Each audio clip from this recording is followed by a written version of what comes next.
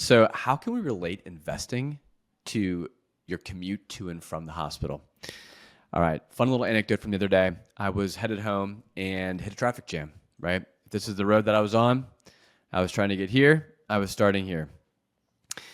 I was behind a white Acura, okay, right about here. And there was an exit that would take me all the way around, right about here. And I'd be back on the road, the traffic jam, all being in this space. So what I did is I hopped off, went all the way around, thinking I'm in, like, you're going to get ahead of this. You're going to, you're going to be a little bit better off than just sitting in this traffic the whole time.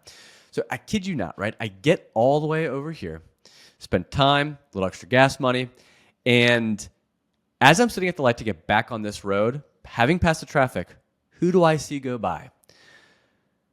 The little white Acura that I was down behind a few minutes ago. Not only that, a bunch of other cars went by, and it was finally my turn to go. Okay, so how does it relate to investing, right? It's the same thing in a way. There are lots of people out there who will spend a lot of time, a lot of resources trying or jumping in and out of the market or buying certain industries, trying to just get ahead or be better, if you will. And it's a noble cause, right? But many times people will spend all this extra effort and be no further along, just like I was no further along, trying to outwit this traffic and get ahead of the car that I was just ended up being behind anyway.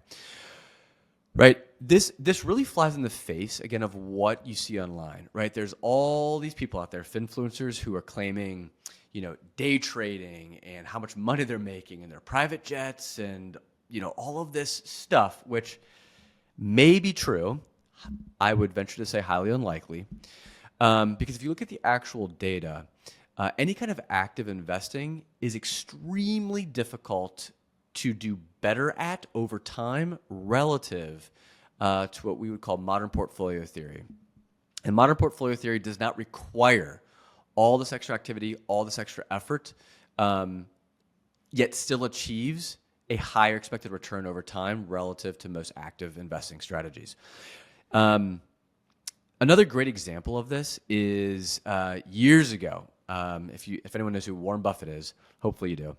Warren Buffett made a bet against hedge funds, saying that over the following decade, that the S&P 500 will do better than hedge funds in general, or at least this guy's hedge fund that he was making the bet against. And sure enough, over that decade, the S&P 500 outperformed this hedge fund that Warren Buffett made the bet with. Now, this was like a gentleman's bet. I think they were, in their case, it was $1 million, but they were going to donate $1 million to the other one's charity. But the point here is this.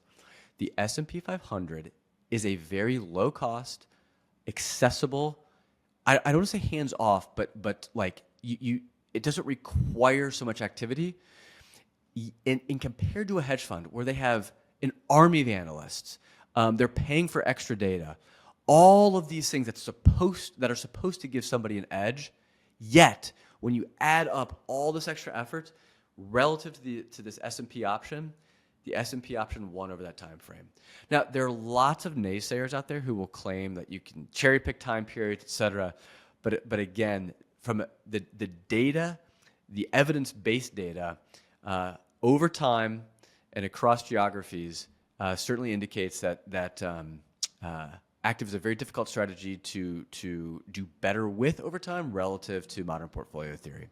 So that's how, anyway, that all came to mind when I was trying to drive home the other day. I'm like, goodness gracious, you're just sitting there frustrated. Like, what the heck am I doing? I get all this extra stuff, and it's like I'm still behind this guy that I was trying to get ahead of. So that matters not only in driving home, but also in portfolio management. Until next time, all the best.